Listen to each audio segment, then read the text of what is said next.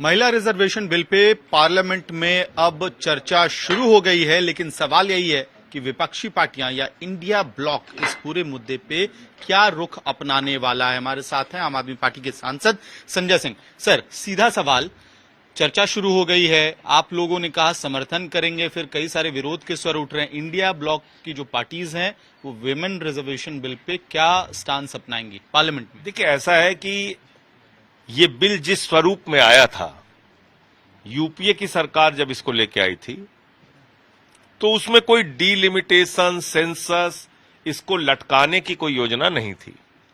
लेकिन मोदी जी जो बिल लेके आए हैं ये एक चुनावी चाल है, इसके अलावा कुछ नहीं है। और ये महिला आरक्षण बिल नहीं है, ये महिला बेवकूफ बनाओ बिल है। और ये बात मैं क्यों कह रहा हूं? आपने कहा साहब सेंसस होगा, सेंसस होगा 2031 में, 2026 के बाद 2031 में सेंसस होगा, 31 के बाद फिर वो 7-8 साल तो फिर डिलिमिटेशन में लगेगा, फिर 38-39 तक डिलिमिटेशन पूरा होगा, फिर 39 में कोई अगर ऑब्जेक्शन हुआ और कोई चला गया डिलिमिटेशन के ऊपर सुप्रीम कोर्ट, हाई कोर्ट, तो ये महिला का आरक्षण लागू करने की योजना है कि उसको रोकने की योजना है? तो इसलिए इसको सही स्वरूप में भारतीय जनता पार्टी को, नरेंद्र मोदी जी को बेदखल करके 2024 के बाद जो इंडिया गठबंधन की सरकार बनेगी वो लेके आएगी।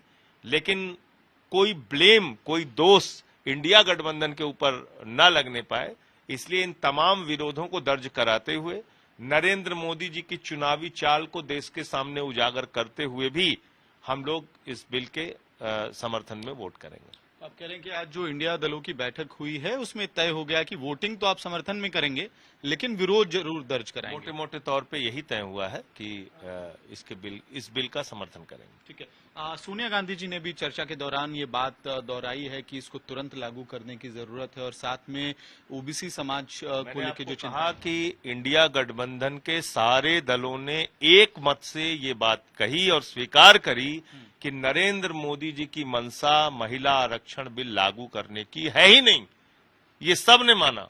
लेकिन इसका दोष कि एक महिला आरक्षण बिल वो पास करने जा रहे थे, उसको हमने रोका, ये इंडिया गठबंधन के दलों के ऊपर न लगने पाए, तो इसके कारण से हम इसका सपोर्ट कर रहे हैं तात्कालिक तौर पे। लेकिन इसमें जो इसको जो लागू करने की प्रक्रिया है, इस सरकार को बेदखल करके और तेजी के साथ इसको लागू करने का काम किया जाएगा। ठीक है। एक आखिरी सवाल सर, भारत और कनाडा के बीच में विवाद तूल पकड़ रहा है। कनाडा ने जो रुख अपनाया है उसको लेकर भारत सरकार ने कड़ी आपत्ति जताई है, लेकिन जस्टिन ट्रूडो ने बड़े संगीन आरोप लगाए हैं भारत के खिलाफ। देखिए, भारत ने दुनिया के किसी भी देश में कभी भी हिंसा और आतंकवाद फैलाने का, प्रायोजित करने का काम नहीं किया है। कोई भी सरकार हो, पक्ष की हो, विपक्ष की हो, किसी ने भी आज तक ये काम नहीं किया। भारत पूरी दुनिया में अपनी एक ऐसी पॉलिसी के लिए जाना जाता है जिसको कहा जाता है कि हम निरपेक्ष भाव से काम करते हैं, गुट निरपेक्ष होकर हम काम करते हैं। हम क्यों किसी देश के अंदर हत्या कराएंगे? हम क्यों किसी देश में आतंकवाद फैलाएंगे? हम क्यों किसी देश के अंदर नफरत फैलाएंगे? ये भारत का काम ही नहीं है। तो इसलिए जस्टिन ट्रूडो का जो बयान आया है वो बहुत ही आपत्तिजनक है, भारत के स्वाभिमान और सम्मान के बिल्कुल खिलाफ है।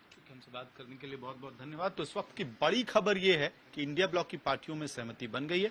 विमेन रिजर्वेशन बिल के सपोर्ट में वोट तो करेंगे, लेकिन उसके खिलाफ जो भी उनकी आपत्तियां हैं उसको भी पार्लियामेंट में दर्ज कराया जाएगा।